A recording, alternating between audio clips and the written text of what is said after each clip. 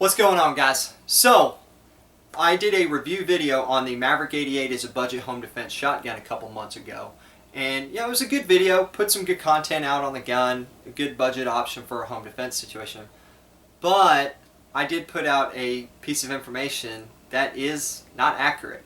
And I want to correct that. And I don't want anybody doing anything potentially hazardous. So, we're going to get into this.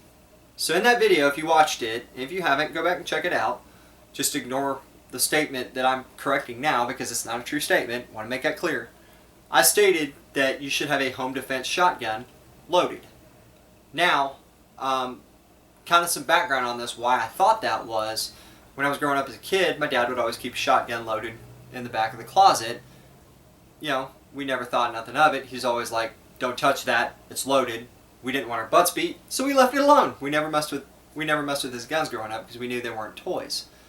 So, I always grew up thinking, hey, if you have a shotgun loaded in the closet, it's okay. And that's what I did with this one. It didn't go in a vehicle with me anywhere. I wasn't, running around, romping around the house with it loaded. It just stayed in a corner of my room, out of the way, hidden, and was there if I ever needed it. So, I checked out the videos and read several articles on cruiser ready status, and that is what we are going to be talking about today. And this is the most effective way that I've found to store a home defense shotgun. Now, before we get into setting it up, we're going to talk about why. So shotguns, most shotguns, do not have a drop safety in them. So if you drop the weapon, or it's riding in a vehicle in a gun rack or something like that, has the potential that it could go off if it hits hard enough or hits right. So we don't want that hazard, and we don't want to be putting ourselves or our loved ones in danger. So, cruiser ready status. So basically what this is you are going to have an empty chamber, the pump disengaged, and the magazine tube full of ammo. So, what this does is, basically you're leaving an empty gun, but you have what we call in the military an amber status. You have rounds in the weapon, all you got to do is charge it and get it ready to go. So, how you set this up is, the first thing that you do is, you lock the pump open, or action open, verify inside there, make sure there's no ammunition, there's no round in the chamber, or shell in the chamber, there's no shell on the feed ramp, and there's no shell in the tube.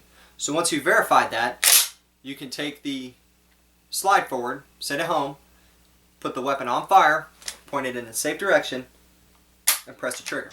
Now what that does is that disengaged the pump. So that allowed me to freely do that without having to press the trigger or fumble with the button. So it's kind of important in a high stress situation. You don't want to be sitting there doing extra steps. We're going for efficiency here. So that's the first step, is verifying that it's loaded and then pressing the trigger to disengage the pump. Now your next step is pretty simple. You're just going to load your tube all the way up with ammunition. Now, some people prefer to load it -1 because of the spring tension. That's never really, I found that to be a problem, so I always load mine all the way full to full capacity. Now, there was another video that I watched where a gentleman said that you can either put it on or off safe. Me personally, I'm going to keep it on safe with this one. Now, if you were running like a Mossberg 500, like this one right here, I could possibly see keeping it off safe because of the fact that the safety is on the top. And with this setup, with the Blackhawk setup, I would have to break my grip to get that safety on. And it's just in a really awkward position. Even with a regular stock, I still found it to be in an awkward position because then I gotta still break my grip. So that's why I don't use this one for home defense. But if that's what you have, I could see you leaving it could see you leaving it off safe, but again, make sure your finger is nowhere near that trigger. So, that's why I chose the Maverick 88, because I like the safety location. That was one of the things that drew me to that.